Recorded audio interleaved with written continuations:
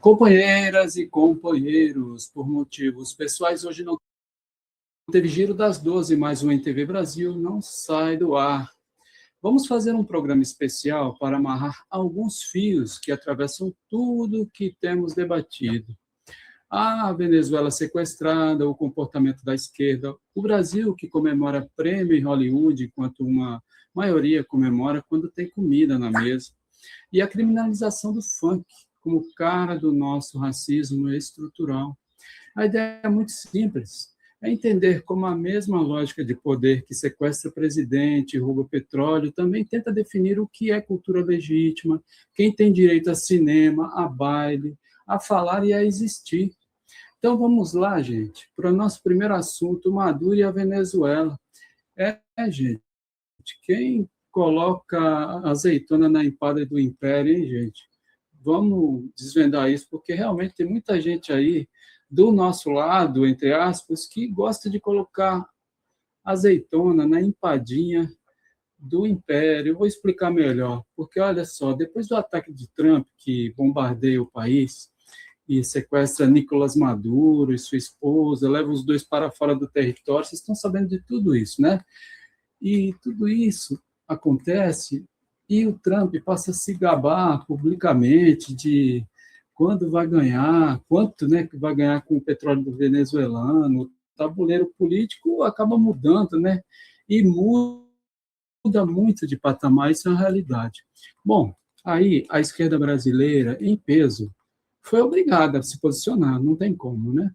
Aí você tem PT, PCdoB, PSOL, entre outros, que soltaram notas importantes, chamando a operação de agressão militar, de sequestro, de terrorismo, né, um terrorismo internacional, um ataque grave à soberania da Venezuela. Lideranças importantes se colocam claramente contra a intervenção. O que está em jogo, na verdade, é o direito da Venezuela existir como país,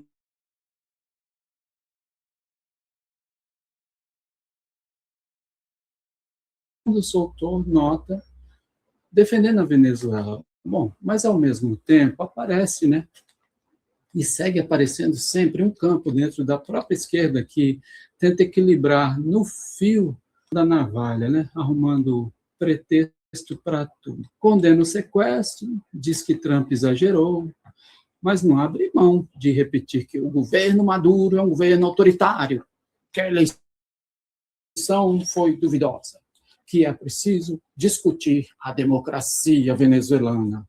Aqui no nosso canal, a nossa linha não é essa, não. Aqui a gente não entra nessa de ficar exigindo ata das eleições da Venezuela. Que peste é isso, né? A gente exige ata de eleição da Venezuela com uma virulência, né? Esse povo fica ali, quero ata. Mas aí, quando a gente vai olhar lá para os Estados Unidos, por exemplo, ninguém pede a ata dos Estados Unidos, né? Onde várias vezes, todo mundo sabe disso, não vamos fingir que não acontece, né? Várias vezes quem tem menos voto popular é que leva a presidência. Ninguém foi ditadura norte-americana por causa do colégio eleitoral de lá, não. Aqui na NTV Brasil, a nossa posição é muito clara. Cada povo resolve seus processos internos. Problemas existem, claro, em toda eleição, em todo país. No Brasil, nos Estados Unidos, na Europa, o que está em discussão, gente, não é democracia, não é se o país faz as coisas certinha, não. O que está em discussão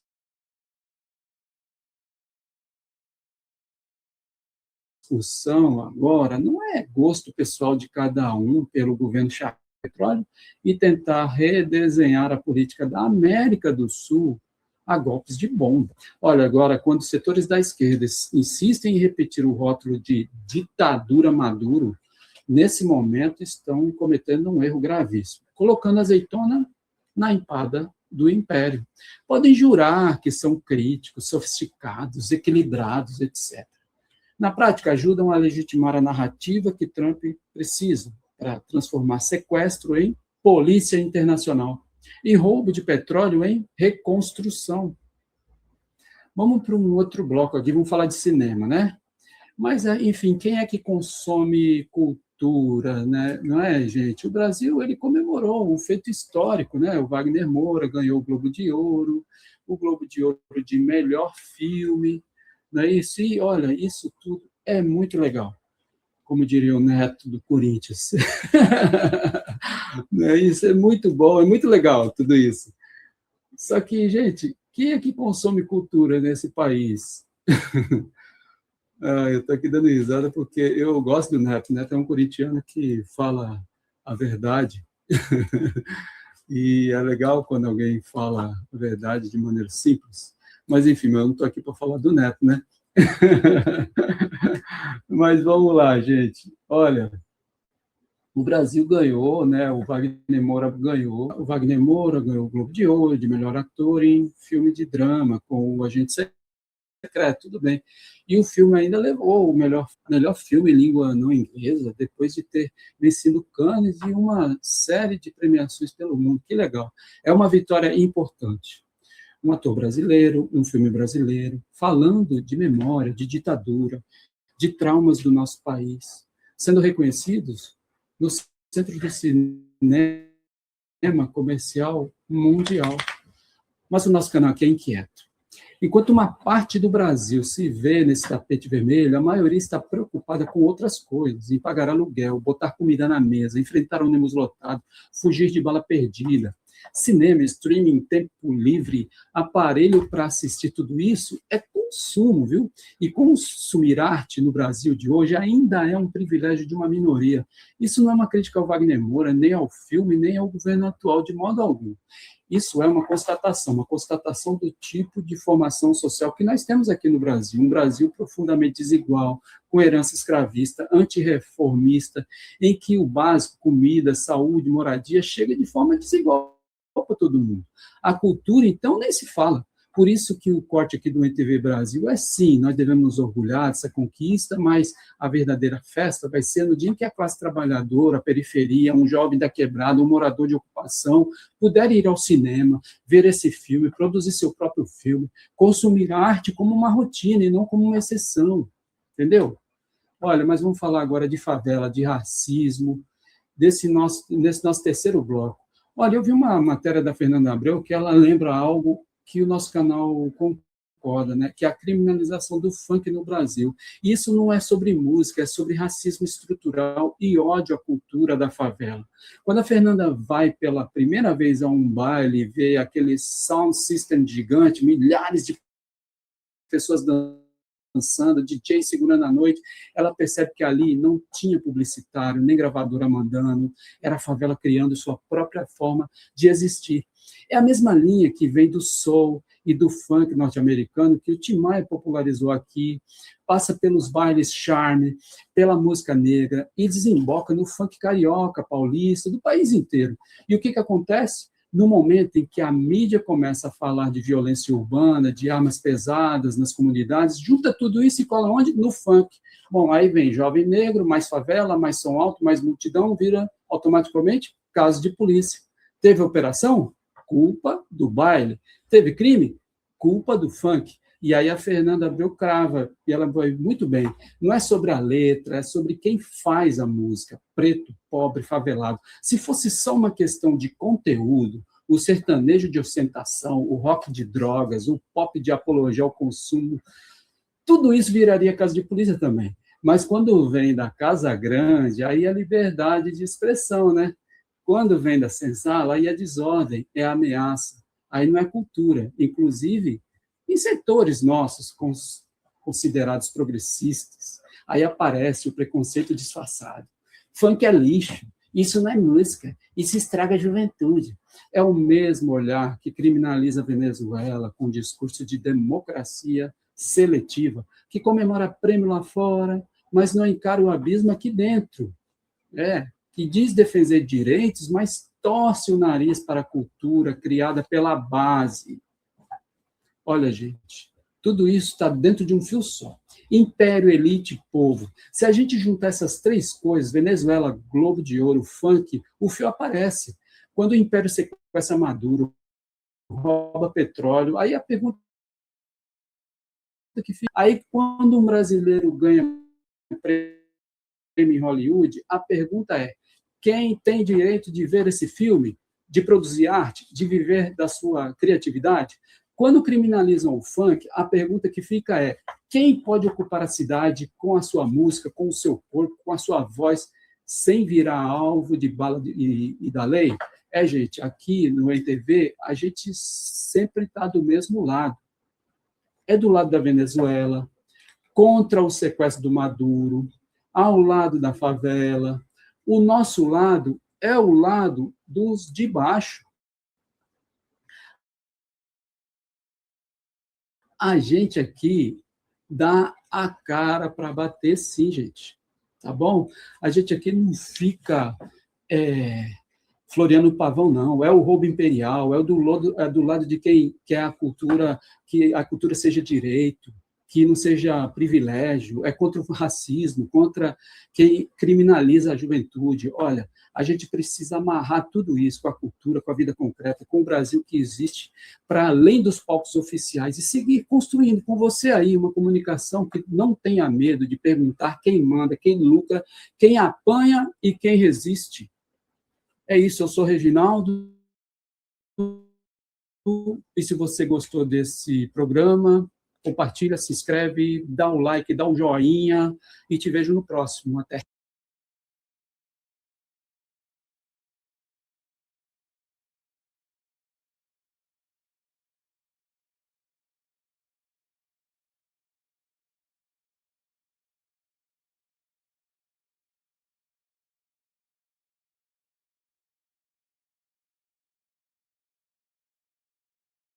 Estou sem áudio aqui, vamos de novo então? Nossa, eu estou achando que eu estou com áudio. Vamos lá, gente. Boa noite, pessoal. Está começando o Entardecer Vermelho deste 8 de janeiro de 2026. E hoje o Brasil está cheio de ato oficial em defesa da democracia, 3 anos depois da tentativa de golpe que destruiu o Planalto, o Congresso e o STF. Todo mundo falando nunca mais, sem anistia e assim por diante. É isso, só que, enquanto isso, aqui do lado, na Venezuela, um golpe imperial está em curso, viu? Os Estados Unidos bombardearam o país, sequestraram o presidente Nicolás Maduro e a primeira-dama, levaram os dois algemados para Nova York e agora estão com um navio de petróleo caçado em alto mar. Pois é, esse navio com bandeira russa, como se fossem os donos do planeta. Então, o entardecer de hoje é para fazer a pergunta que não querem que a gente faça, né? Que democracia é essa, então, que a gente defende aqui dentro, né? Se a gente aceita golpes, sequestro de presidente lá fora, então, né? Que democracia é essa? Mas, enfim. Bom, primeiro, então, vamos falar aqui da encrenca em que os Estados Unidos se meteram. Vamos começar pela encrenca do Império. Trump queria o quê? Um Panamá do zero? Entra, derruba o governo em Caracas, sequestra o presidente, instala outro, toma conta do petróleo, acaba o filme com bandeira tremulando e petroleira feliz, é isso que ele quer? Não, não é bem assim. O que eles têm na mão, então, hoje, olha só, um presidente sequestrado em Nova York, dizendo que ainda é o presidente da Venezuela e que é prisioneiro de guerra. Isso mesmo, um governo que continua existindo em Caracas, com o DLC e o chavismo mobilizando o exército, base social e aliados internacionais. E uma tempestade jurídica e diplomática enorme, porque o mundo inteiro está vendo que isso não é aplicação da lei, é sequestro e guerra por petróleo. Eles não derrubaram o regime, como gostam de falar. Sequestraram o presidente e deixaram o tal do regime em pé, ou seja, transformaram a Venezuela num símbolo vivo de agressão imperialista e criaram um problema para eles mesmos, que não acaba na foto bonita da Casa Branca, não. Gente, está complicada essa novela, hein? E aí, o que eles vão fazer? O que o Trump vai fazer com esse problemaço na mão, hein? Não está fácil. Mas vamos lá, segunda parte, o ICE, ou ICE, né, no interior da Venezuela, e as contradições. Gente, olha, tem contradição para todo lado. Olha, por dentro a situação está longe de ser tranquila. Porque, olha, a Venezuela já tinha de anos de crise econômica passada, sanções, problemas internos, disputa dentro do próprio campo chavista. Agora, soma isso a um bombardeio, a um sequestro de presidente e ameaça de novas ações militares. E você tem um país inteiro em estado de sítio informal, isso mesmo. O governo aciona toda a estrutura de segurança, o que você...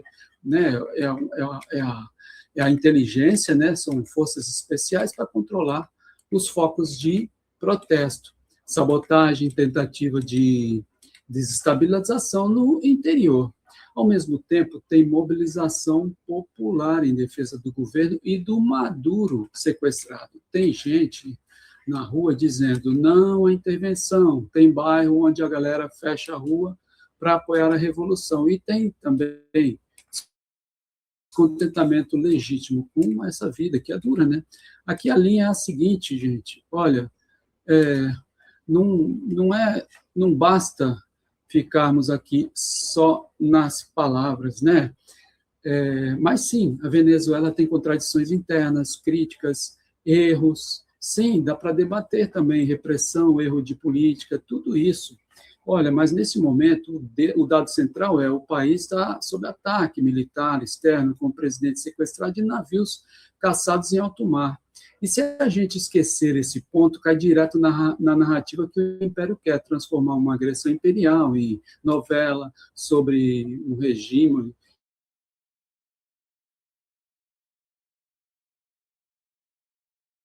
do ditador, sequestrador e petroleira estão envolvida nisso. Olha, e a pirataria de navios, então? Sequestro em terra, sequestro no mar, enfim, não é só em terra que as coisas acontecem. No mar, os Estados Unidos estão sequestrando também, eles estão perseguindo e apreendendo petroleiros ligados à Venezuela pelo mundo, fora de qualquer território, em águas internacionais, inclusive. Nessa semana, depois de uma perseguição de semanas, tá? Eles ficaram semanas perseguindo o petroleiro, então eles anunciaram que capturaram, então, um navio, sim, capturaram, né? Chamam de captura, mas, na verdade,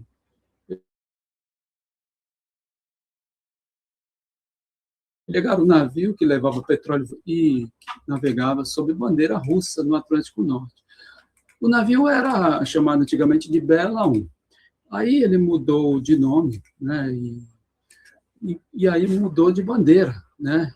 E ficou com a bandeira russa, gente. E aí o navio passou a ser russo. Então, eles capturaram um navio que levava petróleo, um navio russo, na verdade. E agora tem mais um problema, né? Capturaram o navio venezuelano sob bandeira russa. É um imbróglio, né? Então, esse navio virou marineira, ele faz parte da tal Dark Fleet, a frota sombria que tenta driblar as sanções. E o que eles fizeram? Perseguiram, pressionaram e, no fim, tomaram o navio à força, com operação envolvendo comando europeu, guarda costeira e etc. Olha, no Caribe é a mesma coisa. Outro navio, o Sofia, também ligado ao petróleo venezuelano, também foi... gente, olha, virou uma festa isso daí, tá? Os caras vêm, tomam navio. De fato, é uma coisa de... Não está fácil, gente. O cara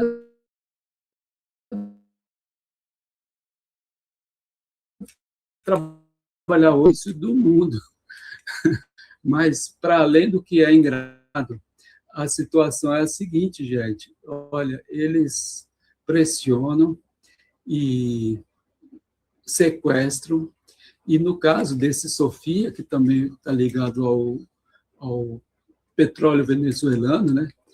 É um caso assim, emblemático, que foi apreendido, mas a Rússia reagiu.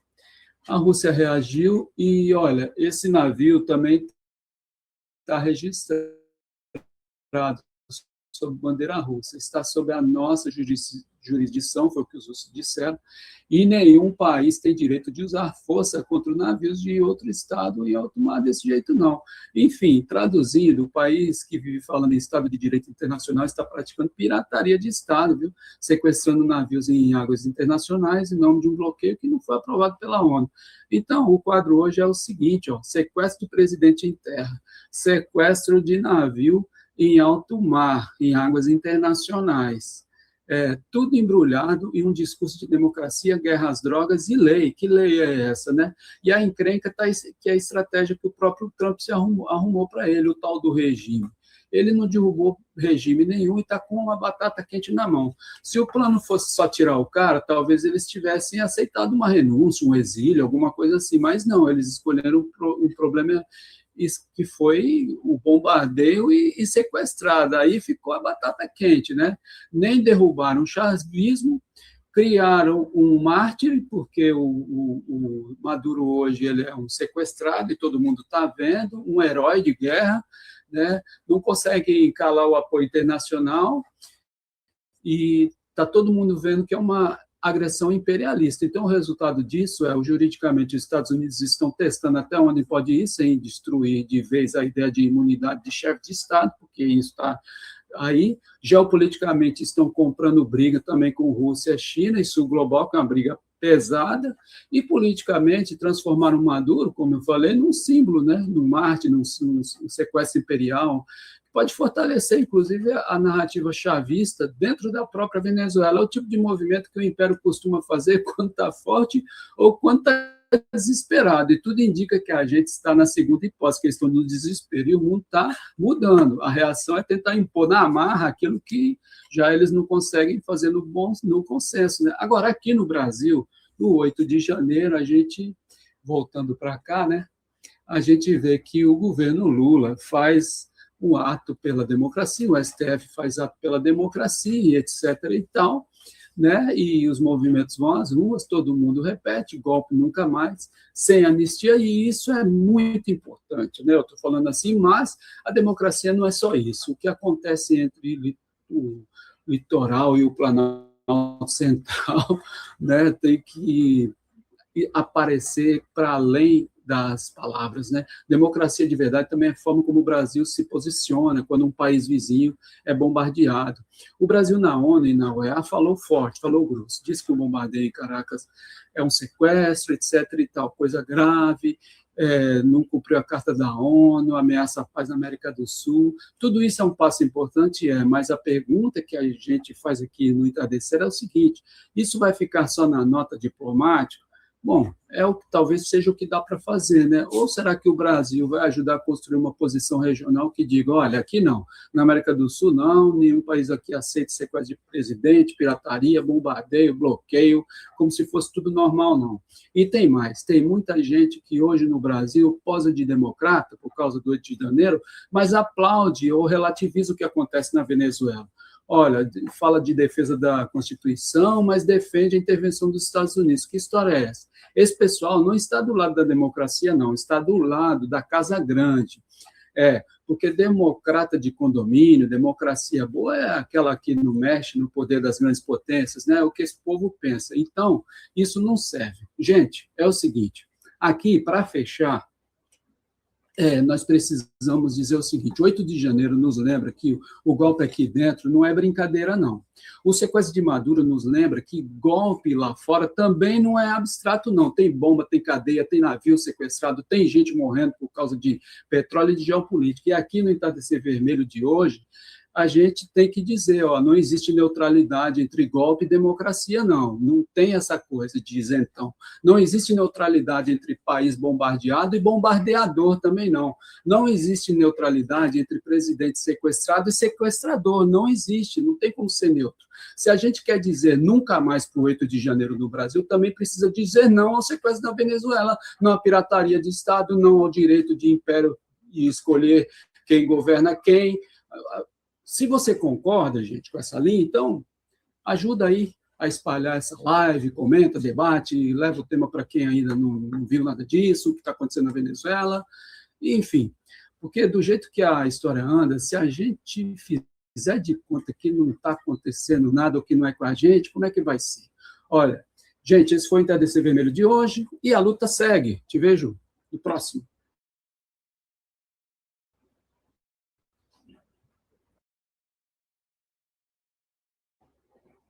Boa tarde, este é o Giro das 12 desta quinta-feira, 8 de janeiro de 2026.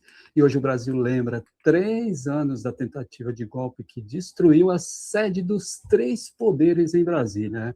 O governo federal, o STF, os movimentos sociais fazem atos pela democracia sobre o 8 de janeiro, para que nunca mais aconteça. É isso aí. Mas, ao mesmo tempo em que o país olha para dentro para discutir golpe, julgamento e impunidade, o mundo assiste a outro tipo de ataque à democracia. Os Estados Unidos bombardearam a Venezuela, sequestraram o presidente Nicolás Maduro e a primeira-dama e levaram os 2 algemados para Nova York, e agora preferem vender isso como sequestro e como aplicação da lei. Mas o Giro das 12 de hoje amarra essas 2 frentes, a luta para que não haja anistia aos golpistas de 8 de janeiro. Gente, aqui dentro não. E a luta para que não se normalize o golpe imperial contra um país vizinho com bombas, sequestro de presidente, pirataria de navios e petróleo. Olha, vamos começar pelo Brasil, tá bom? Olha, 3 anos depois da invasão golpistas, as sedes do Planalto, do Congresso e do STF, o julgamento dos envolvidos é apontado por juristas e analistas como um marco histórico contra a cultura de impunidade dos golpes do país. Pela primeira vez, centenas de acusados foram identificados, julgados e condenados pelo STF pelos ataques de 8 de janeiro.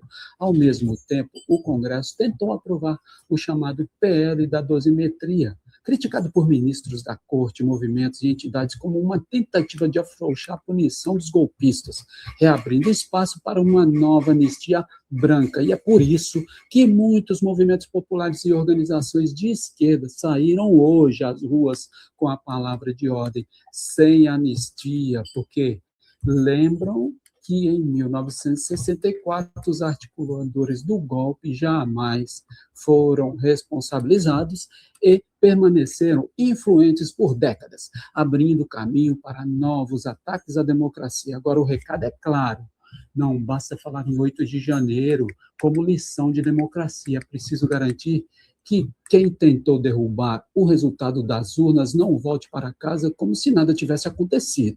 Agora, vamos para o tabuleiro externo, vamos lá falar da Venezuela, porque a agressão lá é de outro tipo, mas o alvo é o mesmo: o direito de um povo definir seu destino sem a tutela da Casa Grande. Já os Estados Unidos bombardearam o país, sequestraram Maduro e Cília Flores em Caracas, e os levaram algemados para um tribunal em Nova York, onde o presidente se declarou inocente, é claro, disse que ainda é o chefe de Estado da Venezuela e se definiu como prisioneiro de guerra. Agora, a justificativa oficial fala em narcoterrorismo e combate ao crime, mas especialistas e analistas sérios vêm repetindo o óbvio: não existe base no direito internacional para bombardear um país, derrubar seu governo, sequestrar seu presidente em nome de um processo penal.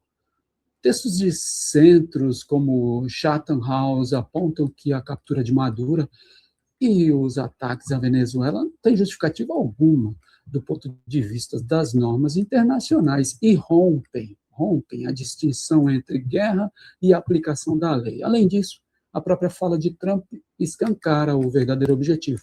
Ele diz que os Estados Unidos vão comandar a Venezuela por um período, reconstruir a infraestrutura de petróleo e trazer empresas norte-americanas para explorar as gigantescas reservas venezuelanas, ou seja, por trás da narrativa de democracia e lei, o que há é uma guerra por petróleo e poder. Um recado para qualquer governo que ouse sair da linha. Como se não bastasse o sequestro do presidente, a ofensiva agora se estende ao mar.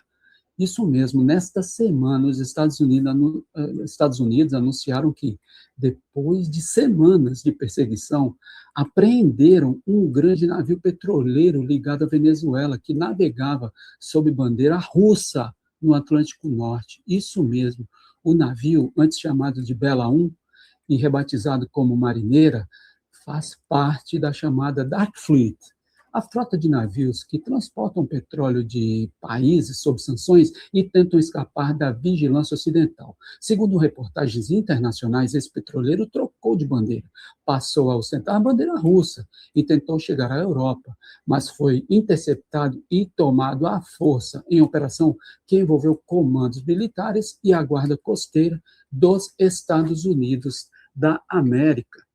Gente, no mesmo pacote, outro navio sancionado, o Sofia, também ligado a exportações de petróleo venezuelano, foi apreendido no Caribe. O Ministério dos Transportes da Rússia reagiu, lembrando que a Marineira estava registrada sob bandeira russa e que, pelo direito internacional, um país não pode simplesmente usar força contra navios de outro estado em alto mar dessa forma.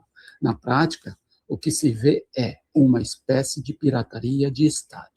O mesmo império que sequestra presidente em Caracas agora captura navios em mar aberto para estrangular as veias do petróleo venezuelano e mandar o recado de que ninguém vai furar o bloqueio sem ser punido. Olha, gente, fazendo um parênteses aqui, eu já trabalhei no Marinha Mercante, tá? Os navios mercantes, a bandeira, significa que aquilo ali é extensão do país.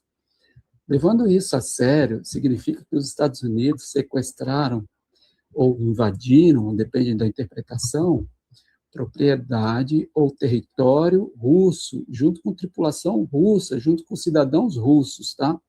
Então, é esse o imbróglio, mais ou menos, que se coloca, pelo menos na teoria. Vamos ver como vai ser a prática agora. No Conselho de Segurança da ONU, o secretário-geral afirmou que a ação dos Estados Unidos na Venezuela constitui um precedente perigoso e que o uso da força contra o país não é compatível com a Carta da ONU, não. Vários países, inclusive aliados tradicionais de Washington, criticaram o sequestro de Maduro e os bombardeios, dizendo que a captura de um chefe de Estado em exercício em operação militar é uma violação frontal nas normas internacionais. Lá fora, movimentos populares e organizações políticas classificam a ofensiva como agressão imperialista e ataque imperialista e fascista, chamando a construir uma frente global. Por sua vez, adotou uma posição importante. Lula declarou que o ataque dos Estados Unidos ultrapassa uma linha inaceitável, é uma grave violação de soberania da Venezuela e cria um precedente perigosíssimo para o mundo todo. Na ONU, o embaixador brasileiro afirmou que a ação de paz ameaça, que a ação, na verdade, essa ação dos Estados Unidos ameaça a paz, né, na América do Sul, viola a Carta da ONU e que combate ao crime não pode servir de desculpa, não, para derrubar governos e controlar recursos de qualquer que seja o país. Mas a pergunta que fica para nós aqui é o seguinte: isso basta? Diante do sequestro de um presidente vizinho e da pirataria, né, contra navios de petróleo, o Brasil vai ficar só na nota diplomática ou vai trabalhar para construir uma resposta regional, à altura, dizendo claramente que na América do Sul não há espaço para aventuras militares nem para os sequestros de Estado? Olha, para fechar esse giro de hoje, vamos lembrar de amarrar os dois tabuleiros aí, porque, olha, quando a gente falou de 8 de janeiro e em defesa da democracia no Brasil, não estamos falando em abstração, não, estamos falando de impedir que a extrema-direita volte a destruir as instituições, de garantir punição a quem tentou o golpe de Estado e de impedir que o país volte à lógica de anistias que apagam os crimes, tantos crimes que já foram cometidos contra o Estado brasileiro. Mas democracia de verdade não pode parar na fronteira. Não faz sentido falar em nunca mais para os golpistas de 8 de janeiro aqui e, ao mesmo tempo, fechar os olhos quando uma potência estrangeira bombardeia um país vizinho. Olha, quando ele bombardeia, quando ele sequestra seu presidente, captura seus navios e chama tudo isso de defesa de democracia. Não é aceitável nada disso. Olha, hoje, 8 de janeiro, a defesa da democracia tem dois endereços. Aqui, nas ruas e nas instituições brasileiras, contra o golpismo e contra a impunidade. E lá fora também, na solidariedade ativa com a Venezuela e com todos os povos que estão sob ataque do imperialismo. Olha, se a gente quiser que o nunca mais valha para nós, ele também precisa valer para quem hoje está sob o bombardeio e sob o sequestro. Então, a proposta deste Giro das 12, de 8 de janeiro, é a seguinte: chamar as coisas pelo nome. Golpe aqui dentro, sequestro e pirataria lá fora. Não adianta ficar floreando o pavão, não. Defender punição aos golpistas de 8 de janeiro e denunciar o sequestro de Maduro como crime de Estado. E cobrar que o Brasil esteja do lado da democracia e da soberania dentro e fora de casa. E se você acompanha essa linha, ajuda aqui, ajuda a espalhar o programa, comenta, discute com quem ainda acha que dá para ser neutro, os isentões, que dá para ser neutro entre golpe e democracia, entre país bombardeado e bombardeador. Olha, porque, como a própria história do Brasil mostrou diversas vezes, quando a gente hesita diante de um golpe, os golpistas não hesitam diante da gente, não, viu? Até o próximo Giro das 12. Até mais.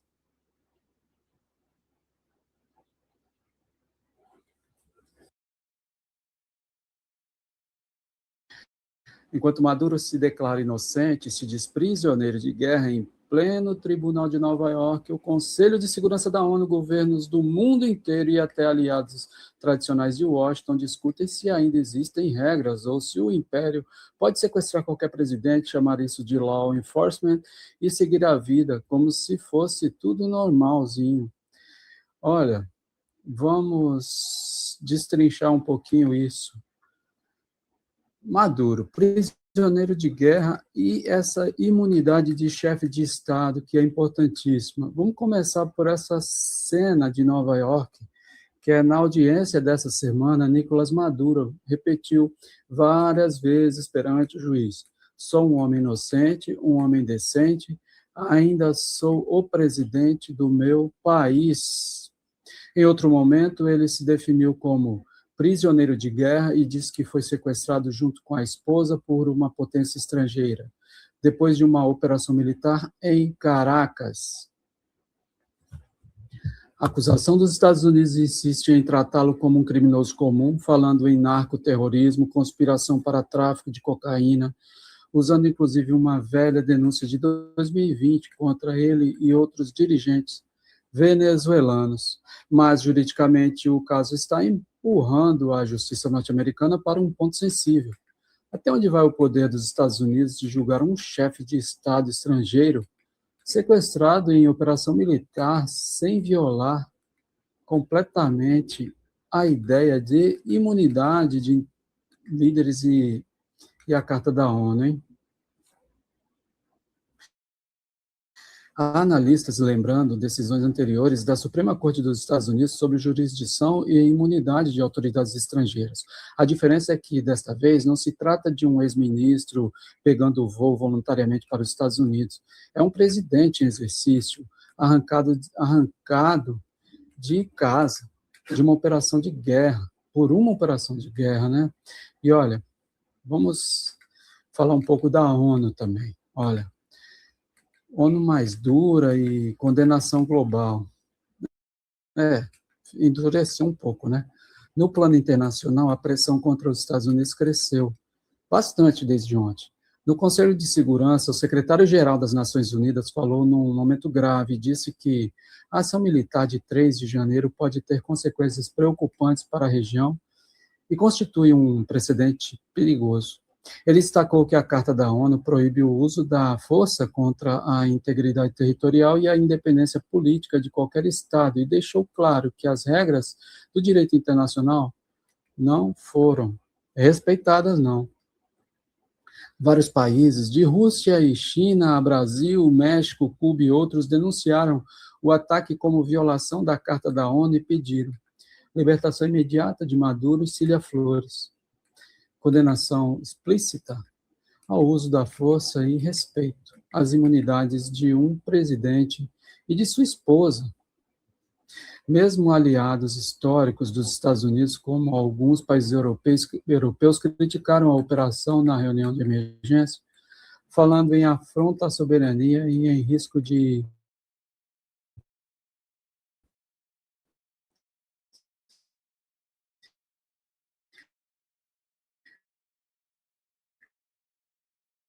deslegitimar ainda se multiplicam.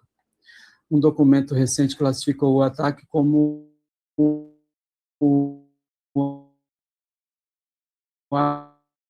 ato de venezuelano e as hostilidades e a soberania e a autodeterminação da Venezuela.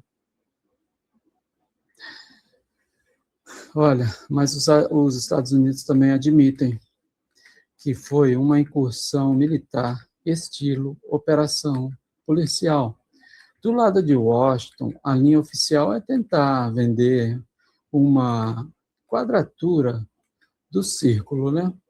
Um memorando do Departamento de Justiça e falas de autoridades norte-americanas admitem que houve uma incursão militar em território da Venezuela para capturar Maduro, mas descrevem isso como uma espécie de operação de aplicação da lei, law enforcement, apoiada pelas Forças Armadas. Ou seja, o Exército age como o braço de polícia internacional dos Estados Unidos e depois o processo é empacotado como caso penal comum. Documentos revelados por jornais mostram que o Departamento de Justiça aprovou essa narrativa, estilizando a invasão e o sequestro como um grande esforço para cumprir mandatos contra um suposto líder do narcoterrorismo. A lógica é perigosa. Se qualquer operação militar for rebatizada de law enforcement contra traficantes terroristas ou o rótulo da moda, os limites entre guerra e polícia desaparecem. E com eles, qualquer freio legal para o império agir onde quiser. Na prática, os Estados Unidos querem ter tudo ao mesmo tempo. O poder militar de bombardear quando convém, o verniz jurídico de um processo penal normal em Nova York, e a propaganda midiática que chama sequestro de captura e ataque de operação cirúrgica. Olha, e a América Latina e o Brasil, hein? Como é que fica? Na América Latina, as linhas vão ficando mais nítidas, claras. A maior parte dos governos da região que se pronunciou, Brasil, México, Chile, Colômbia, Uruguai, Espanha, falou em rejeição firme a essa ação militar unilateral dos Estados Unidos e em precedente extremamente perigoso. Lula, por exemplo, classificou os ataques e o sequestro como afronta à soberania venezuelana e à comunidade internacional, e o Itamaraty assinou nota conjunta pedindo respeito à Corte da ONU, à Carta da ONU, né? E condenou o uso da força sem autorização do Conselho. Ao mesmo tempo, há governos e figuras políticas na região que têm apoiado a operação ou repetido o discurso de que se trata de tirar um ditador do poder, né? Esse setor funciona como linha auxiliar do imperialismo, tentando dar rosto latino à narrativa de que bombardear, sequestrar e julgar presidentes em outros países, ou em outro país é aceitável, desde que o alvo seja alguém que eles também odeiam. Aqui no Brasil, o debate deve esquentar, viu? De um lado, setores que defendem a posição de condenar o ataque e preservar a paz na América do Sul. De outro lado, a velha direita, a parte da nova, uma parte da nova, né, que vai usar o caso para defender alinhamento automático a Washington, para reabilitar a ideia da intervenção estrangeira na região. Mas o que está em jogo? Olha, para hoje e para o futuro. Para encerrar essa abertura de hoje, vale organizar o que está em jogo, tá? Ó, no plano jurídico, os Estados Unidos estão testando até onde conseguem ir na prática de sequestrar líderes estrangeiros e julgá-los como se fossem qualquer réu comum, usando a retórica de narcoterrorismo para empurrar os limites da imunidade de chefe de Estado. No plano internacional, a ONU está diante de um caso-teste. Se engolir esse precedente, a carta vira papel decorativo. Se reagir com força, abre confronto direto com a potência que mais diz defender a ordem baseada em regras. No plano regional, a América do Sul descobre até que ponto está disposta a aceitar que um de seus países seja bombardeado e tenha o presidente raptado, sem resposta coletiva. E no plano das narrativas, mídia, think tanks e governos estão tentando nos convencer de que isso é aplicação da lei, cirurgia contra o crime, defesa da democracia, quando, na verdade, é guerra, guerra por óleo, por petróleo, demonstração de força e aviso para qualquer governo que saia da linha. Ao longo do programa, vamos detalhar melhor, tá bom, gente? O julgamento em Nova York, a questão da imunidade. Nós vamos detalhar a divisão do Conselho de Segurança e o papel do secretário-geral, as posições dos governos latino-americanos, incluindo o Brasil, e o que significa, na prática, lutar contra esse precedente em termos de solidariedade, mobilização e linguagem. Enquanto isso, quero ouvir vocês aí no chat. Escrevam. Como você vê esse julgamento aí em Nova York, hein? O que você acha disso? É justiça, é guerra, é sequestro, é tudo isso junto ao mesmo tempo? Olha, e o Brasil está fazendo o suficiente diante de um ataque dessa gravidade na nossa vizinhança? O que você acha, hein? Diz aí. Escreve para nós aqui no chat, que nós ficamos aqui aguardando e respondendo também. Boa tarde, pessoal. Este é o Giro das 12 desta terça-feira, 6 de janeiro de 2026. Hoje a situação é tão grave que o programa inteiro vira um editorial de guerra. Antes de tudo, um esclarecimento rápido.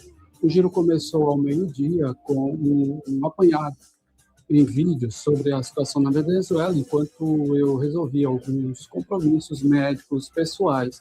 Mas agora, nesse momento, começa a parte central, a nossa leitura política do sequestro de Nicolás Maduro, da agressão contra a Venezuela e do papel do imperialismo e da mídia nessa guerra. Gente, vamos começar pelo método. Nós aqui resolvemos não usar mais a linguagem do império. A partir de hoje, esse canal deixa de adotar automaticamente a terminologia do Ocidente.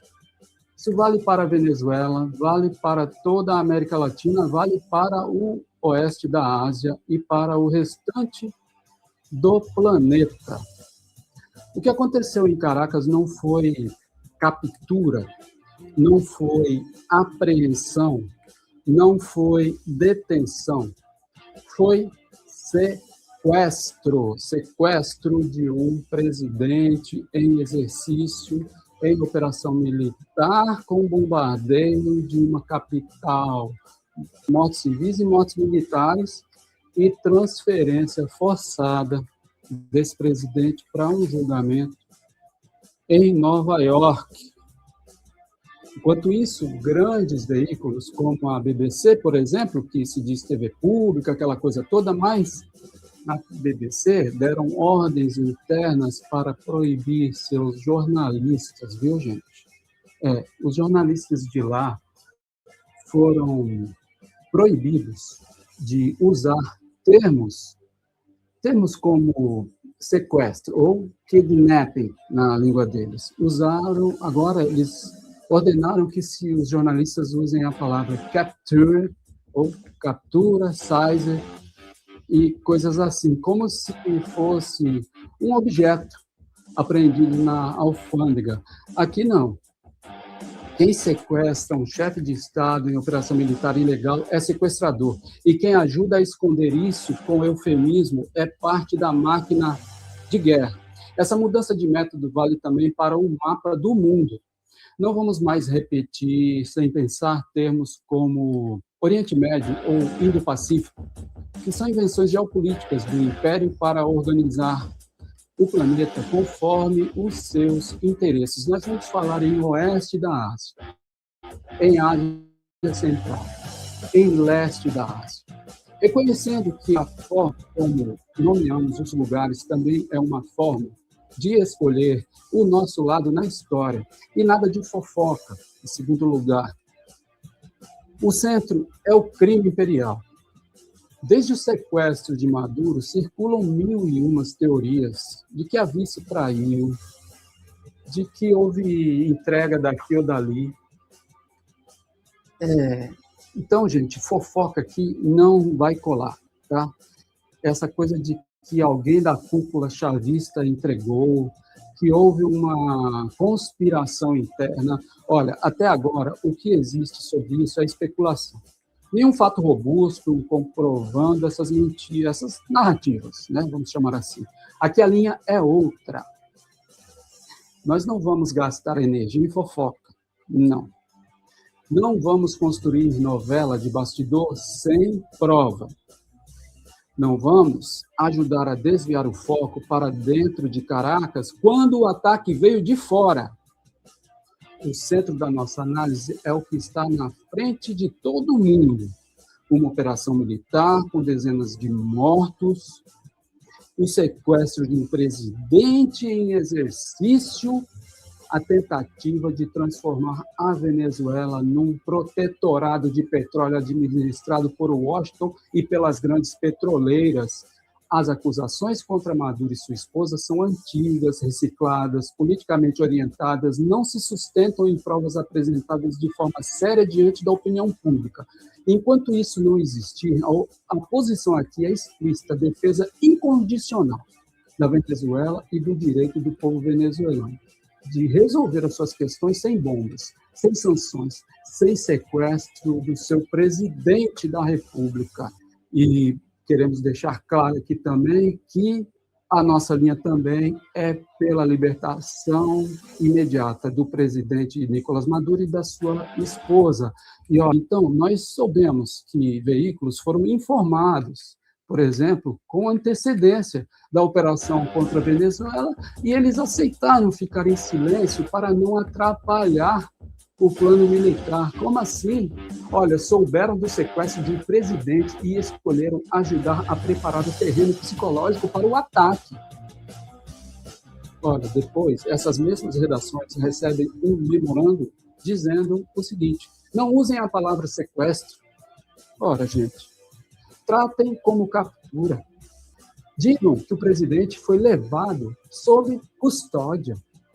Ao mesmo tempo, reportagens reduzem o escândalo a detalhes de comportamento, se Maduro falou alto, se estava de terno, se a esposa chorou no tribunal, se ele parece simpático ou não. Tudo isso é cortina de fumaça. Quando a imprensa aceita proibir determinadas palavras e escolhe esconder o bombardeio, os corpos, os bairros atingidos, mas repete, sem crítica, a versão de Washington, ela deixa de ser mediadora de informações e vira instrumento de guerra psicológica. Aqui, o compromisso é o oposto.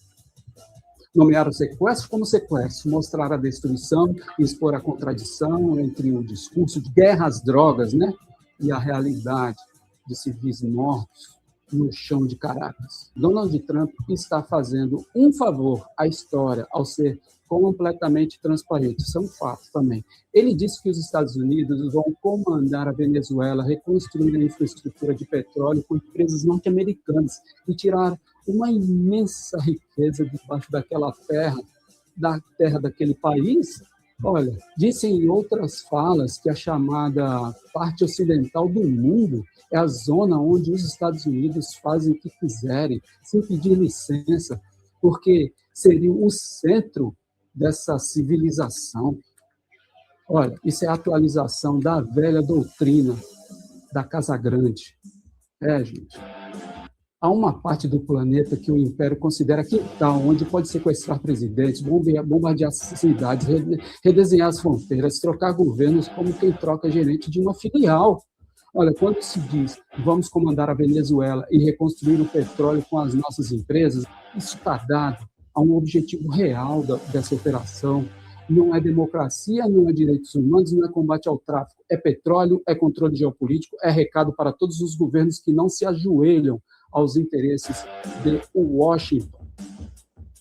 Em quinto lugar, a traição, soberania e cúmplices internos aqui no Brasil. Sim, porque também tem um debate essencial para a nossa região aqui, o Brasil em especial, que é a traição interna.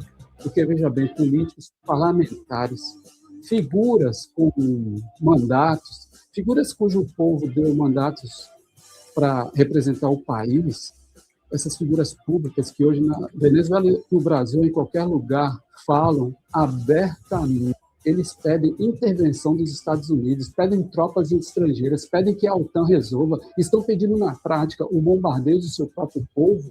No Brasil tem isso, tem deputado falando isso, estão pedindo mais civis mortos, mais sequestro de presidentes, mais controle estrangeiro sobre nossa riqueza. E muitos fazem isso em nome de uma suposta defesa da democracia, usando vocabulário bonito que sempre aparece antes de cada guerra. Esses atores não são ingênuos, não. Eles sabem muito bem como funcionou o Iraque, a Líbia, o Afeganistão, o que foi o Panamá, o que foram os golpes apoiados pelos Estados Unidos aqui no nosso continente. Quando, mesmo assim, se colocam a favor de intervenções, eles estão assumindo o papel de cúmplices do imperialismo, de representantes locais da Casa Grande. É preciso dizer com todas as letras, sim, sequestrar presidente, bombardear a capital e instalar governo sob tutela estrangeira é crime. Crime. Pedir que isso aconteça com seu próprio país ou com o vizinho também é crime moral e histórico.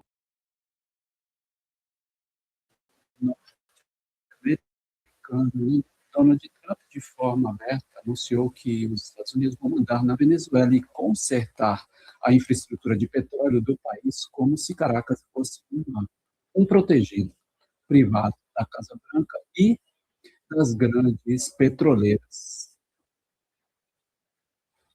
Hoje, neste entardecer, a pergunta é direta. Estamos diante de um novo Panamá, de um novo Iraque, ou de algo ainda mais grave na história do imperialismo na América Latina? Olha, vamos a alguns fatos do dia. Vamos começar a organizar os fatos essenciais das últimas horas.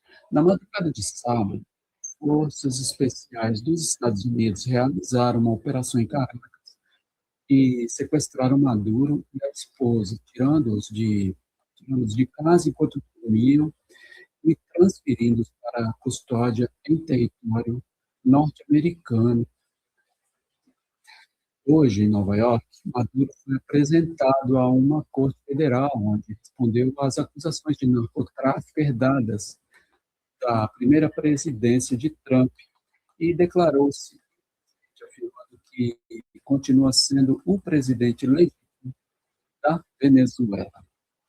Em Caracas, o Tribunal Superior, o Supremo Tribunal de lá, tentou que a vice Delcy Rodrigues assumisse como presidente em exercício, enquanto a cúpula chavista promete resistência. E fala em sequestro, em colonialismo. Ou seja, Washington diz que não está no comando do país, Maduro diz que ainda é presidente, e o governo venezuelano afirma que aceita como aceita uma coisa do império, né? Aceita alguma negociação, né? Oh, meu Deus. Não é fácil não, viu, gente? É. E fala também, e sequestro, né, como eu falei. Mas a Venezuela está deixando claro, né, como eu estava dizendo aqui, que não aceita ser colônia do Império. Gente, é o seguinte, essa operação não é apenas um assunto venezuelano, ela está rachando a América Latina e chacoalhando o tabuleiro global. Governos como o Brasil, governos como o Brasil se manifestam e se manifestando duramente, tá? Chile, Colômbia, México, Uruguai, Espanha também, pois eles divulgaram uma nota conjunta falando em profunda preocupação e rejeitando a operação militar dos Estados Unidos. Tem muita reação. Ao mesmo tempo, setores mais alinhados a Washington, como o governo do Paraguai, e as figuras mais próximas a Javier Milei, não, bom, eles celebram mesmo, abertamente, a intervenção. E eles bloquearam uma publicação mais dura no âmbito da CELAC, né? Eles travaram a CELAC. O Conselho de Segurança da ONU, convocado a pedido da Venezuela, discute se isso foi uma operação policial ou de guerra, de violação frontal da soberania de um país membro. Enquanto isso, os mercados reagiram. Ações de empresas de defesa disparam e o petróleo entra no modo de especulação pesada, porque a maior reserva comprovada do planeta virou palco de disputa direta entre Washington, Caracas, Pequim e Moscou. Olha, mas a gente precisa analisar melhor o que está em jogo. Então, vamos olhar para esse tabuleiro mais amplo. A captura de Maduro acontece em um momento muito complicado. Essa captura, ela aconteceu no momento em que Trump, de volta à presidência, ele já vinha defendendo uma linha mais agressiva contra a América Latina, ao mesmo tempo em que tenta fazer acordos com a Rússia, pressiona a China e as outras frentes também. A Venezuela não é apenas um inimigo ideológico para o Washington, é uma peça decisiva na guerra por energia barata, controle das cadeias de petróleo e reposicionamento dos Estados Unidos frente à China e à Rússia.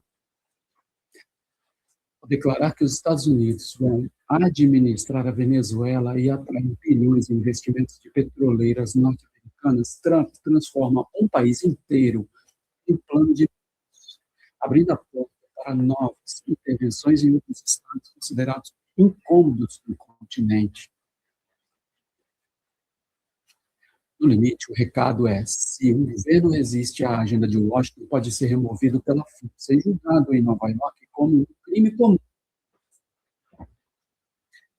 Mas ficam perguntas que a gente provavelmente vai fazer, o que vocês vão fazer no chat, que é, antes de entrar, né, de entrar nesses detalhes históricos, golpes do Panamá e comparar com o que está acontecendo, nós precisamos comparar, né, o que está acontecendo agora. Eu quero ouvir vocês no chat também, né? Então escreve aí, fala o que você acha.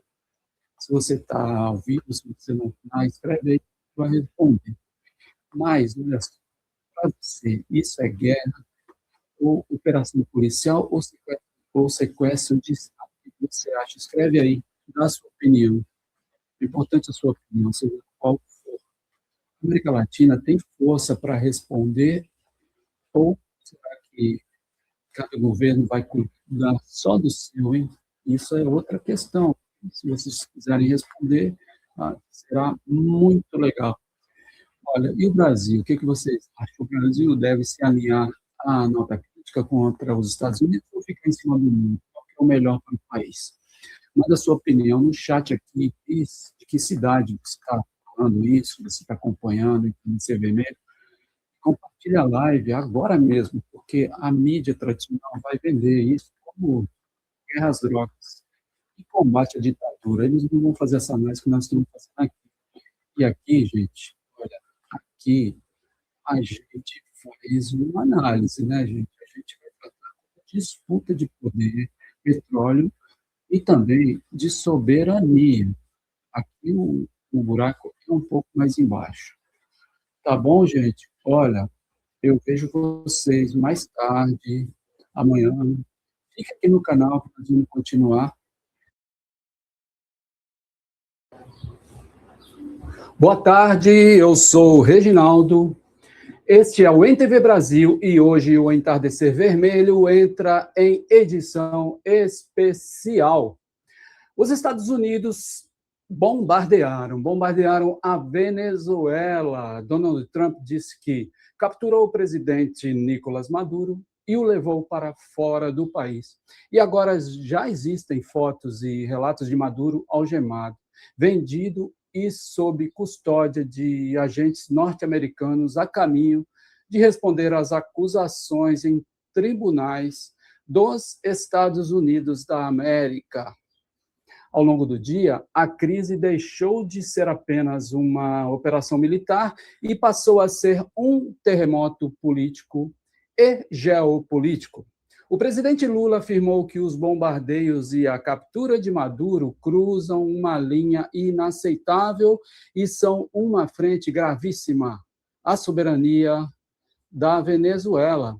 Já a Rússia disse que o ataque é um ato de agressão armada e está cobrando esclarecimentos imediatos sobre o que foi feito com o presidente venezuelano. Olha, neste entardecer vermelho especial, a proposta é muito além da manchete. Vamos entender como foi a operação, em que condições Maduro aparece sob custódia, o que significa um presidente latino-americano ser levado para julgamento em Nova York e quais são os riscos reais para o Brasil, para a América Latina e para o sistema internacional.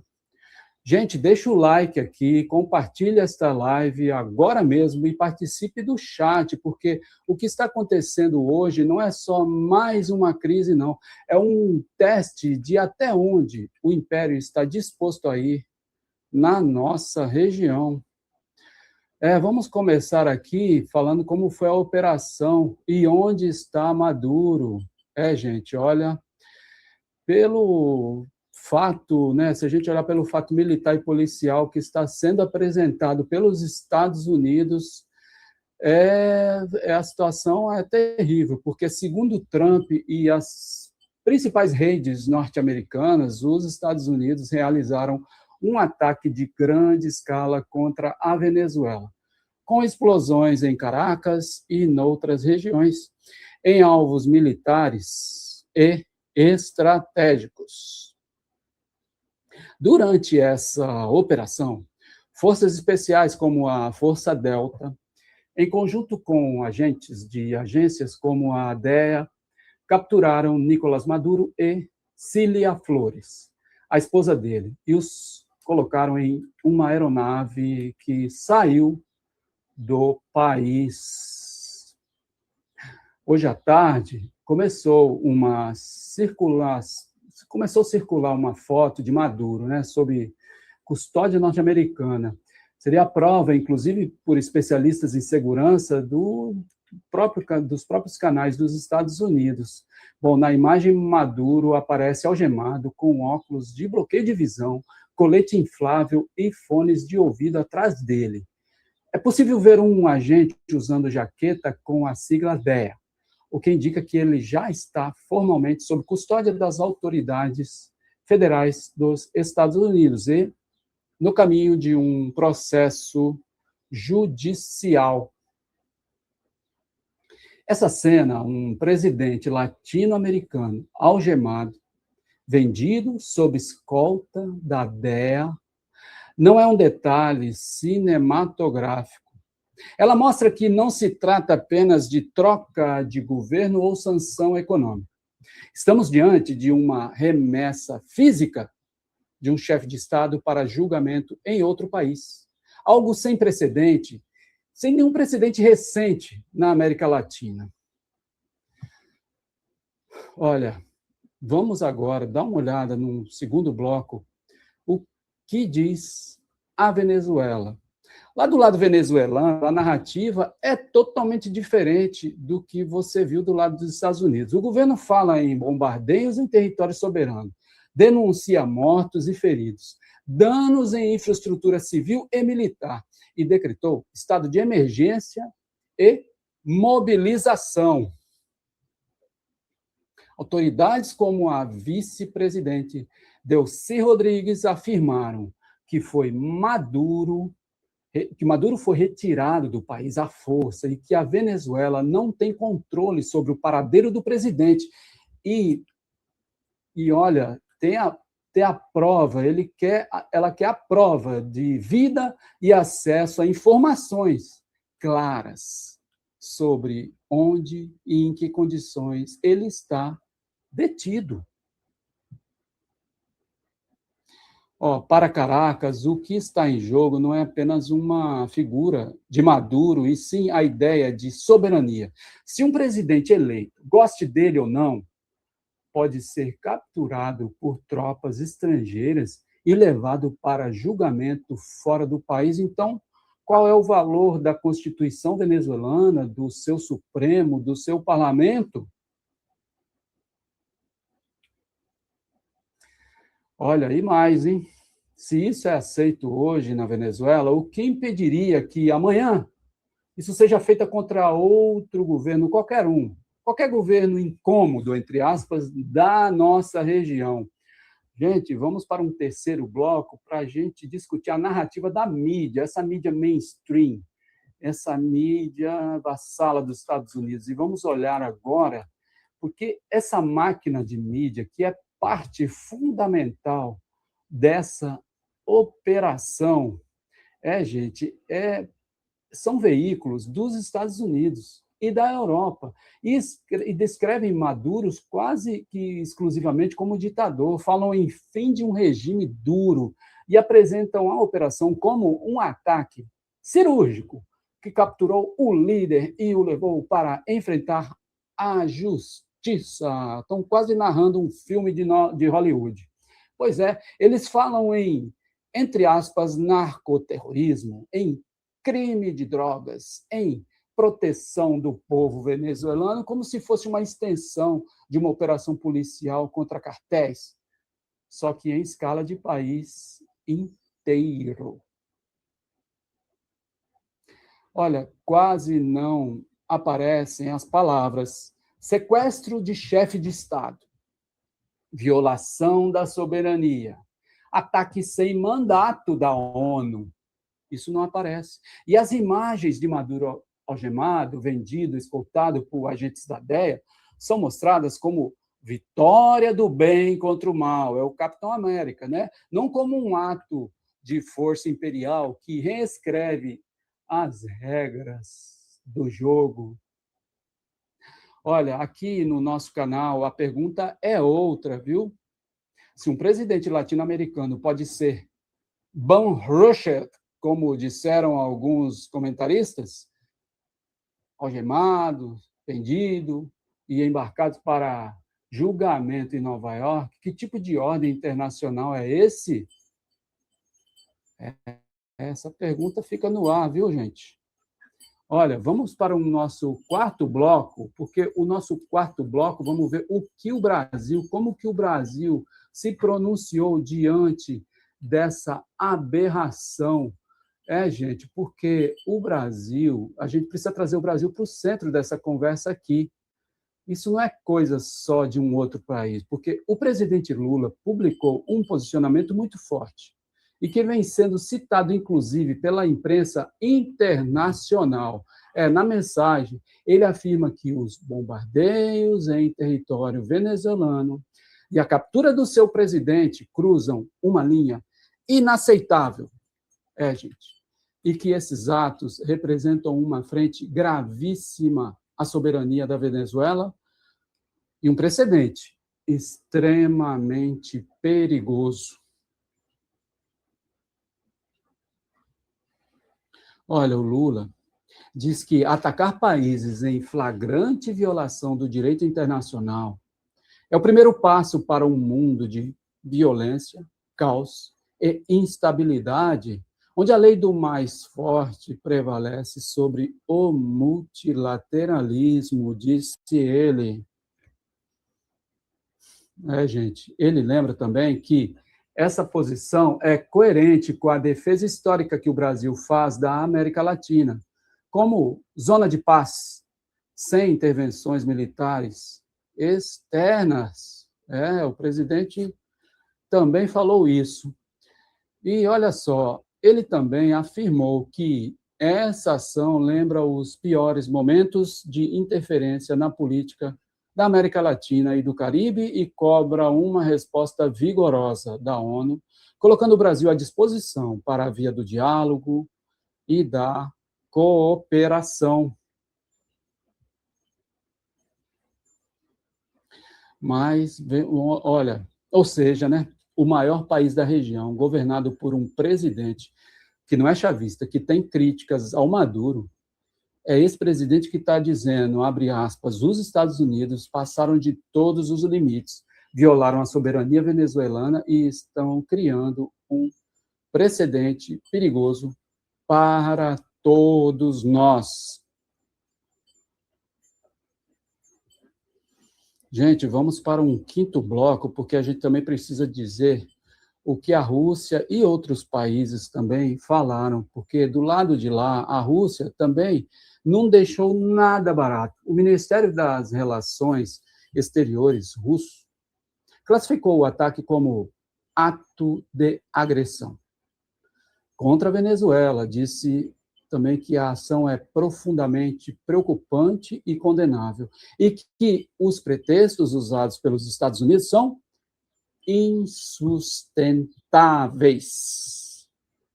A nota afirma que a hostilidade ideológica contra a liderança venezuelana substitui qualquer busca séria por diplomacia e pragmatismo. Moscou diz que a América Latina deve ser mantida como zona de paz, que a Venezuela tem direito de decidir o próprio destino sem interferência externa destrutiva, especialmente militar.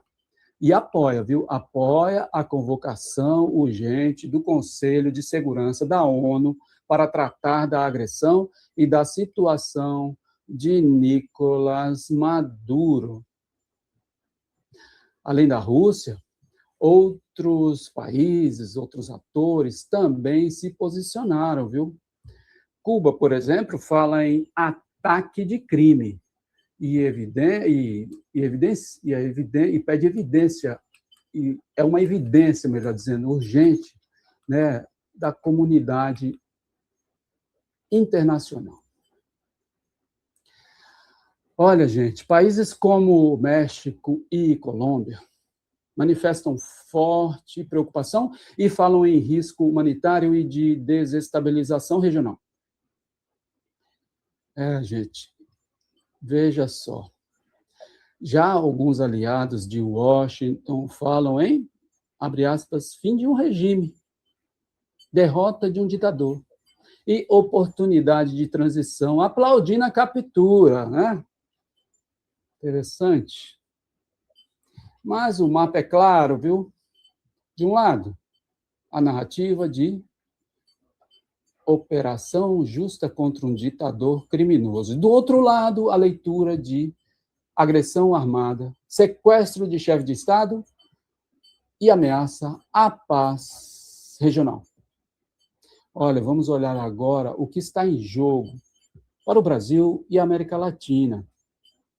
Porque, olha, agora a gente precisa ver o ponto mais sensível para quem está nos assistindo aqui no Brasil, porque você deve estar se perguntando, gente, e aí? E nós? Bom, nós é o seguinte, o primeiro precedente jurídico e político é o seguinte, se aceitarmos que os Estados Unidos possam bombardear um país latino-americano, capturar seu presidente e levá-lo para julgamento em Nova York com base em acusações unilaterais, qualquer governo que contrarie interesses estratégicos dos Estados Unidos passa a estar sob risco semelhante.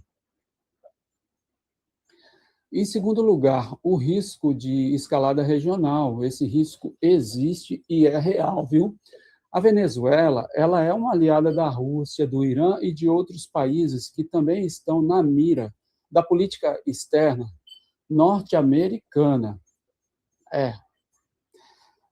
Então, pessoal, qualquer resposta, mesmo que simbólica, pode aumentar o grau de tensão entre potências em nossa região.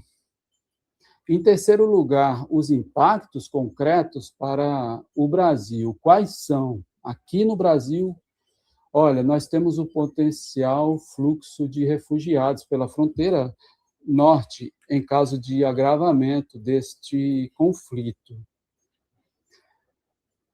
E também tem a instabilidade no mercado de petróleo e combustíveis, né, com reflexo direto na nossa economia, na economia brasileira. E também, gente, pressão sobre o Itamaraty. O Itamaraty vai ser pressionado a se posicionar em um ambiente em que o Brasil quer e pretende defender o multilateralismo, a paz, mas está cercado por aliados dos Estados Unidos, puxando para o outro lado. O Brasil está sendo levado a ter que tomar uma decisão. Olha, o recado que chega à América Latina é duro. Hoje foi Caracas, amanhã pode ser qualquer outro governo considerado indesejável. Olha, e a gente, se você tiver perguntas, se você gostou do que viu até aqui, você pode comentar, diga aí, comenta, o que você está achando de tudo isso? Qual a sua opinião sobre a Venezuela, sobre Maduro, sobre o que acontece por lá? Maduro condenado pelos Estados Unidos, o que você acha de tudo isso, tá? Olha, gente, se pode haver resistência interna, você acha que pode haver resistência interna ou guerra civil na Venezuela? O que você está achando que pode acontecer? Por exemplo, China e Irã e outros países, será que eles podem reagir? Escreve aqui nos comentários. Olha, mas nós temos que reforçar também que o nosso canal, ele segue uma cobertura com os boletins e de qualquer mudança, qualquer fato novo, qualquer nova declaração de Trump, de Lula, da Rússia, da ONU, nós estaremos aqui fazendo a cobertura e a análise. Olha, gente, e para fechar esse entardecer vermelho de hoje, a gente precisa retomar a ideia central disso tudo, porque hoje o mundo viu imagens de um presidente latino-americano sendo algemado, vendido sob custódia de agentes dos Estados Unidos, depois de um bombardeio, gente, em seu país, aqui no nosso lado aqui. Nós vimos o presidente do Brasil dizer que isso cruza uma linha que é inaceitável. E a Rússia denunciando um ato de agressão armada. Não é pouca coisa o que nós estamos vendo aqui, viu, gente? Olha, independentemente da opinião de cada um de vocês, que vocês tenham sobre o Maduro, a pergunta que fica para qualquer um de nós é o seguinte: aceitar esse tipo de operação nos torna mais seguros ou abrir a porta para uma porta para uma era, né, de intervenções sem freio na América Latina? O que você acha disso, gente? Aqui no NTV Brasil, A resposta ela é muito clara. É preciso defender a soberania dos povos, o direito internacional e a nossa como zona de paz, né? Contra o imperialismo, seja ele econômico, midiático ou militar, como está acontecendo agora. E se você acompanhou até aqui, deixa o like, se inscreve, compartilha essa live com quem ainda está vendo isso como um filme de ação e não como o que é realmente. Isso é um recado brutal sobre até onde o Império está disposto a ir. Isso não é brincadeira. Isso não é filme do Capitão América, viu, gente? Olha, eu sou o Reginaldo, este é o Entardecer Vermelho e a gente volta com novos boletins assim que houver qualquer novidade. A princípio voltaremos às 22, mas qualquer novidade nós voltamos antes. Vamos ver como é que está a situação do Maduro, da Venezuela e da América Latina. Te vejo logo mais. Tchau.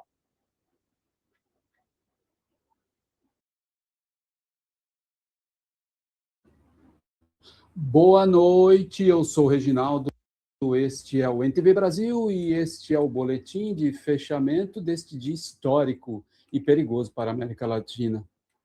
Ao longo deste sábado, os Estados Unidos não só bombardearam a Venezuela e capturaram Nicolás Maduro e Cília Flores, como Donald Trump foi à televisão e disse abertamente que os Estados Unidos vão governar a Venezuela. Isso até montar um governo de transição sob controle de Washington. Trump também deixou claro que as grandes petroleiras norte-americanas vão entrar na Venezuela para consertar a infraestrutura de óleo e começar a ganhar dinheiro com as maiores reservas de petróleo do mundo, prometendo que essa ocupação não vai custar um centavo aos Estados Unidos, porque será paga com o petróleo venezuelano. Ao mesmo tempo, análises como as de Raquel Blevins e Ben Norton sintetizaram o que está em jogo. Não foi uma operação por direitos humanos ou contra as drogas, foi um sequestro internacional de chefe de Estado e o início de uma guerra aberta para controlar petróleo, gás, minerais, rota estratégica e o futuro político de toda a América Latina. E hoje, nesse boletim, das 22 horas, vamos fechar o dia respondendo a 3 perguntas. O que Trump está dizendo exatamente que pretende fazer com a Venezuela? O que revelam as análises críticas sobre os verdadeiros objetivos dessa guerra? O que significa para o Brasil, para a região e para o chamado mundo multipolar? Vamos começar pela boca do próprio Trump. Em coletiva, ele declarou que os Estados Unidos vão governar a Venezuela até que possamos fazer uma transição segura, adequada e judiciosa, dizendo que não quer ver outro governo igual ao de Maduro no lugar e que Washington vai administrar o país com um grupo de pessoas escolhidas pelos Estados Unidos. Trump afirmou que essa operação nas palavras dele, a aplicação da doutrina Monroe, que ele realizou e que ele rebatizou, melhor dizendo, de Monroe, Monroe Doctrine, deixando claro que pretende reafirmar a hegemonia dos Estados Unidos no hemisfério ocidental. Olha, ele também repetiu com todas as letras que petroleiras dos Estados Unidos vão entrar, investir bilhões, consertar a infraestrutura de petróleo da Venezuela e começar a extrair riqueza, dizendo que isso não custará nada aos Estados Unidos porque será pago com o próprio petróleo venezuelano. Ou seja, não é a teoria da conspiração. O presidente dos Estados Unidos está dizendo que vai mandar na Venezuela por tempo indeterminado, usar os recursos naturais do país e organizar ele mesmo a transição política. Olha, do ponto de vista jurídico e simbólico, o que foi feito com Maduro também é gravíssimo. Relatos e imagens mostram o presidente venezuelano capturado por forças especiais, vendado, algemado, sob custódia de agentes da DEA, sendo levado para os Estados Unidos.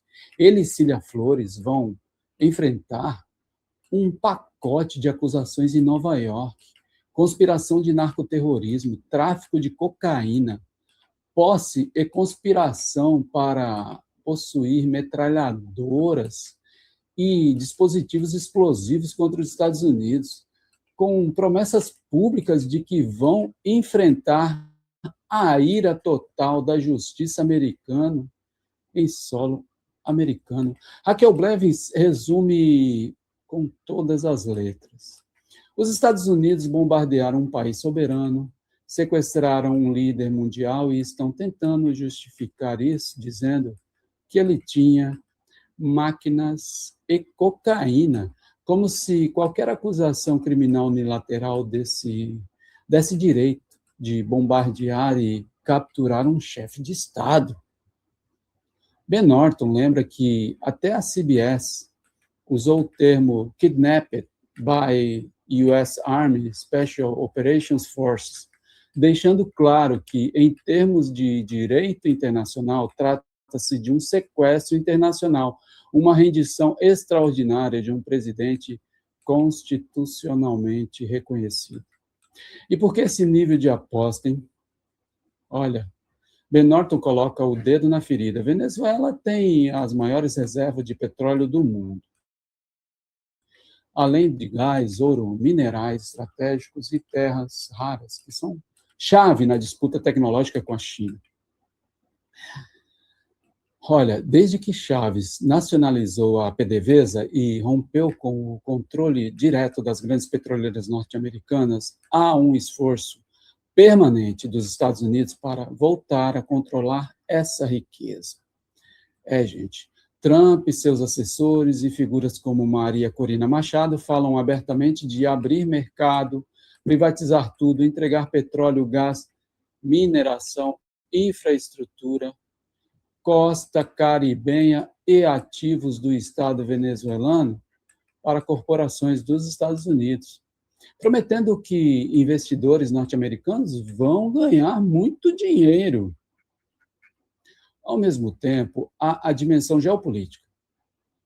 Washington quer cortar laços da América Latina com a China, que já é a principal parceira comercial de vários países da região. Ele quer também enfraquecer as relações com Rússia e Irã, que têm parcerias energéticas e militares com Caracas, e pretende atingir outros governos de esquerda da região, como Cuba e Nicarágua, usando a queda de Maduro como recado e ponto de partida para uma nova onda de ofensivas. Norton chama isso de uma espécie de corolário Trump da doutrina Monroe, um imperialismo escancarado que, não disfarça, que está em guerra por recursos, por controle geopolítico e por disciplinar qualquer projeto de integração regional e de unidade do Sul global. Enquanto Trump fala em governar a Venezuela, parte importante do mundo está soando o alarme. Lula afirmou que os bombardeios e a captura de Maduro cruzam uma linha inaceitável. São uma afronta gravíssima à soberania da Venezuela e criam um precedente extremamente perigoso para a comunidade internacional, lembrando que a América Latina deve permanecer como zona de paz. A Rússia classificou a operação como ato de agressão armada, que viola claramente o direito internacional, dizendo que os pretextos dos Estados Unidos são insustentáveis e que a hostilidade ideológica substituiu qualquer tentativa séria de diplomacia.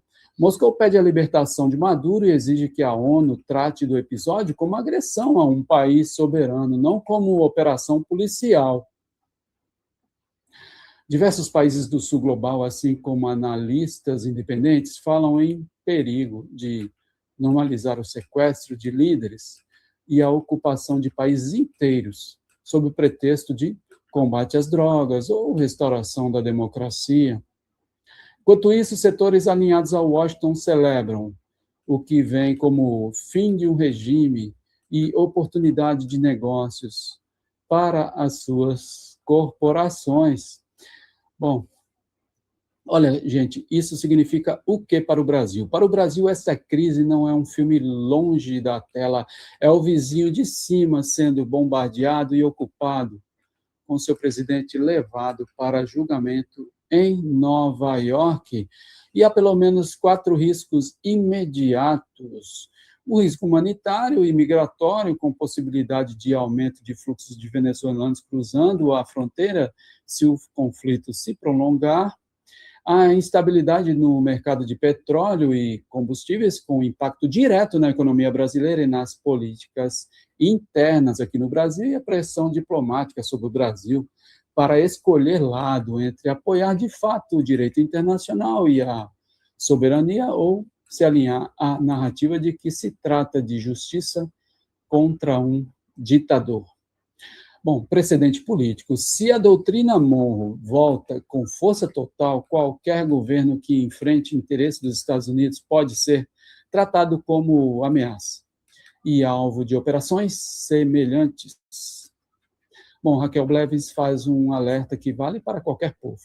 Você não precisa gostar de Maduro ou da política dele, mas precisa enxergar que o que os Estados Unidos estão dizendo é abrindo um precedente perigosíssimo.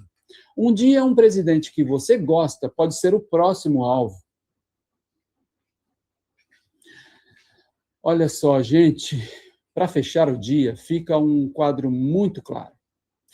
Um presidente latino-americano foi capturado, levado para fora do país e colocado a caminho de um show trial em Nova York, após bombardeios em território venezuelano.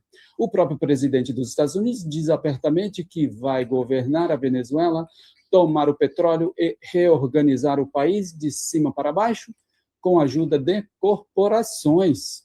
Gente. Olha, e vozes como Lula, a diplomacia russa e analistas independentes denunciam isso como uma agressão armada, afronta à soberania e retorno brutal da lógica imperialista na nossa região. Aqui no NTV Brasil, a leitura é direta. Não é só sobre Maduro, é sobre se a América Latina vai aceitar ser de novo quintal de potências que se acham no direito de bombardear, sequestrar líderes e tomar recursos. Ou se os povos vão defender soberania, integração regional e um verdadeiro mundo multipolar. E se você acompanhou este boletim das 22 horas, deixa o like, compartilha, comenta o que pensa sobre o que está acontecendo com a Venezuela e com o nosso continente. Se inscreve no canal, porque essa história não acaba hoje e o NTV Brasil vai seguir acompanhando cada passo dessa guerra contra a Venezuela e contra a nossa soberania latino-americana. Eu sou o Reginaldo, este é o NTV Brasil, a gente se vê no próximo boletim.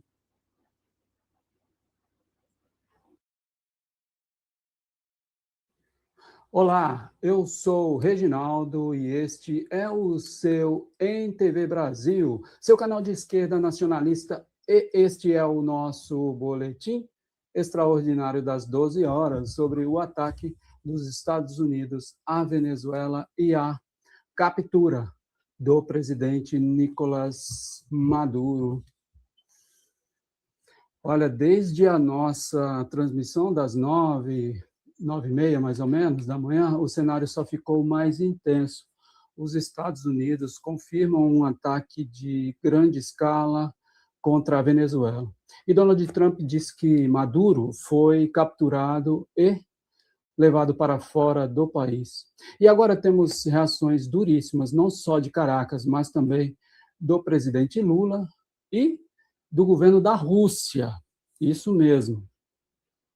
Olha, hoje, neste boletim, a ideia é muito clara. É atualizar o que se sabe sobre a captura, mostrar como o Brasil e a Rússia se posicionaram e explicar por que esse episódio pode redefinir a segurança de toda a América Latina. Gente, mas vamos agora ver em detalhes cada bloco dessas notícias de hoje. Vamos recapitular rapidamente, tá bom? Olha, segundo Trump e as autoridades norte-americanas, os Estados Unidos lançaram uma large-scale strike, é o que eles falam, um ataque de grande escala contra alvos da Venezuela. Foram explosões ouvidas em Caracas e em outras áreas do país, com relatos de blackouts, sobrevoo de aeronaves e pânico em bairros residenciais. Olha, na sequência, Trump anunciou que as forças especiais norte-americanas capturaram o presidente Nicolás Maduro e a sua esposa, Cília Flores, durante a operação e que os dois foram retirados do território venezuelano. Veículos norte-americanos falam no uso da Delta Force, unidade de elite do exército americano, a mesma, empregada em operações de alto risco em outros países. A mensagem que está sendo empurrada pela máquina de mídia dos Estados Unidos e da Europa é a seguinte: abre aspas, os Estados Unidos neutralizaram um ditador ligado ao narcotráfico, fecha aspas, como se fosse uma grande ação policial internacional e ponto final. Olha só, gente, vamos então falar aqui num outro bloco e dizer o que Caracas diz e o que a gente também não sabe, né? Ó, do lado venezuelano, o tom é completamente diferente desse que você escutou agora. O governo de Caracas fala em bombardeios em território soberano, denuncia vítimas e danos em áreas civis e militares, decreta estado de emergência e mobilização nacional. As autoridades, como a vice-presidente Delcy Rodrigues, afirmam que não sabem onde estão Maduro e Cília Flores e exigem publicamente prova de vida dos dois. Perceba o tamanho do buraco da informação, né? Os Estados Unidos dizem, abre aspas, capturamos e levamos para fora do país. A Venezuela admite que o presidente não está acessível e que não sabe o paradeiro dele.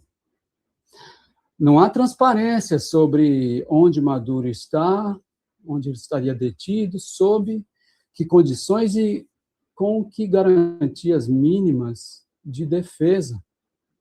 Ó, isso não é um detalhe técnico, tá bom, gente? Ó, do ponto de vista do direito internacional, nós estamos falando de algo que vai muito além de sanção ou pressão diplomática.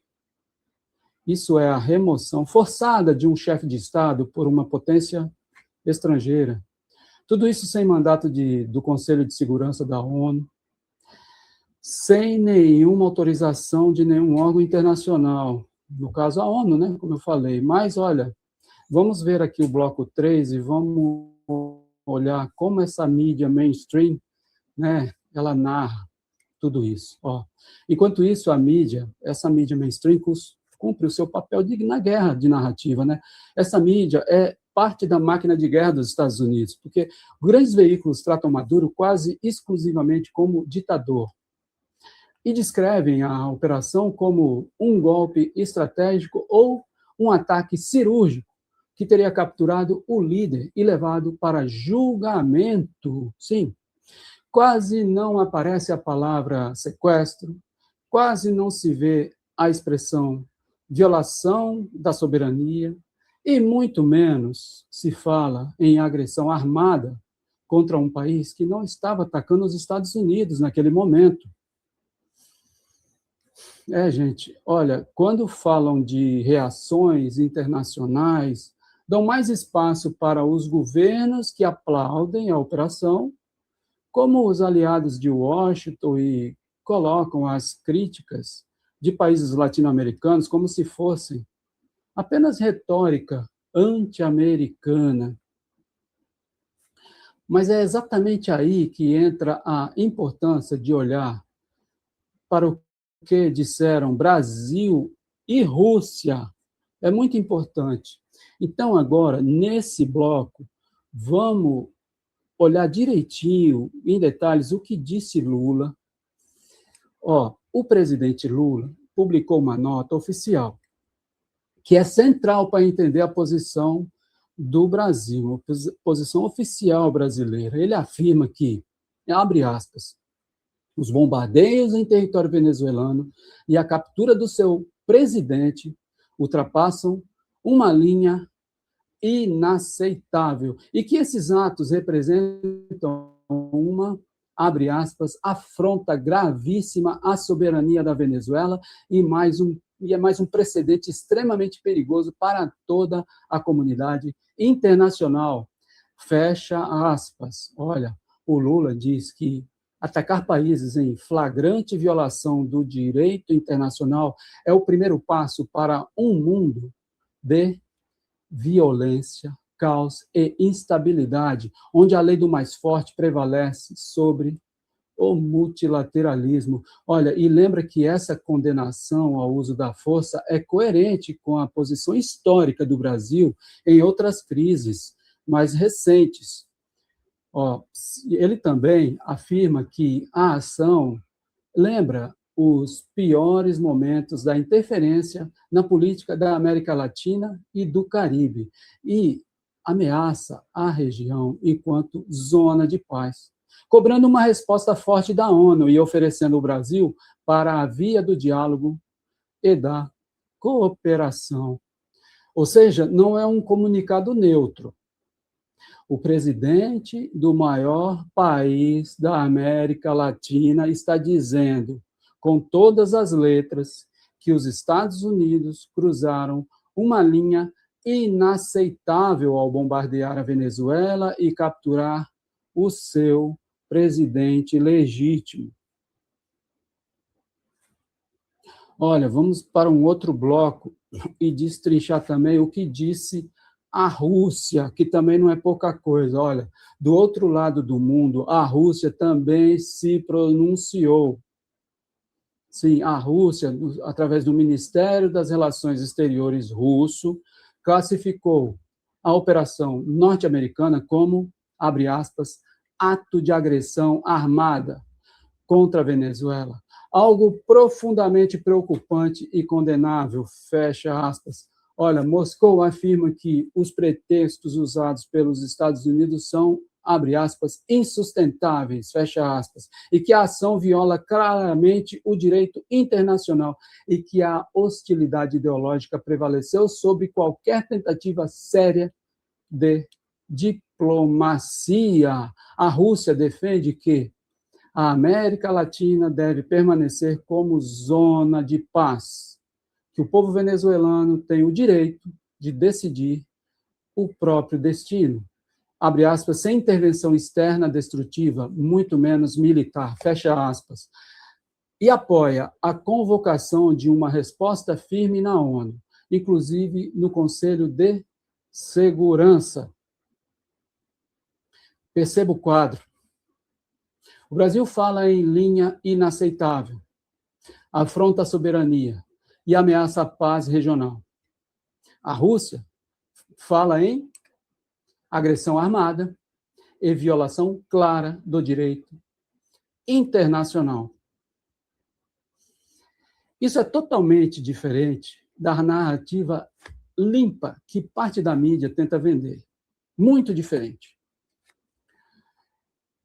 Olha, gente, não é fácil o que está acontecendo. Vamos olhar no outro bloco.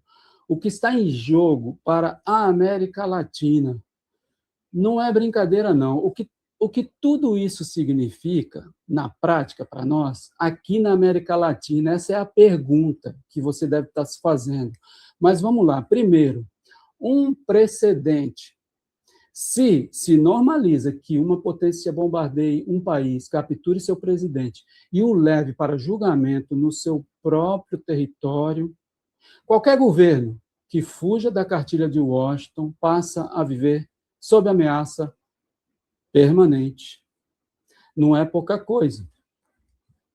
Segundo, o risco de escalada regional Olha, a Venezuela tem aliados, tem relações com Rússia, com o Irã, outros países. Um ataque dessa proporção não é um episódio isolado, é um recado geopolítico. Terceiro lugar, impactos concretos para o Brasil também, porque, olha, a fronteira ao norte, com potencial fluxo de refugiados, impacta nos preços do petróleo e dos combustíveis. Gera pressão para que o Brasil escolha lado num contexto em que Lula está tentando defender a soberania regional e o multilateralismo. Resumindo tudo isso, hoje é a Venezuela, mas o precedente é para toda a América Latina.